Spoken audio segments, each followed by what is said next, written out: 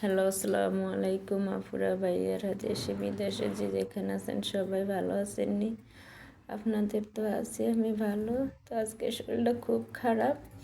তো এখানে বাচ্চারে ভাত খামো, ডিম, শুকনো মরিচ, ভাত। একসময় ভাতের জন্য অনেক কষ্ট করছি আপুরা ভাইয়ারা।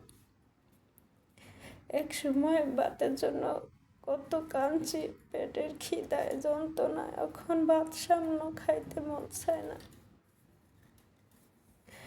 এত কষ্ট করছি ছোটবেলায়। ভাত কি জিনিস তখন দেখি না ঠিক মতো,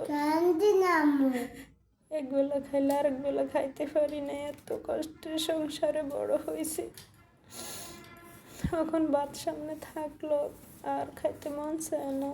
তো আপুরা ভাইয়ারা যে যেখান থেকে ভিডিওটা দেখেন, লাইক করেন, শেয়ার করেন, চ্যানেলটা সাবস্ক্রাইব করে দিন, কমেন্টে বলে দিন, ভুল হলে মাপ টাপ করে দিন। তো আজকে এই পর্যন্তই, আল্লাহ হাফিজ।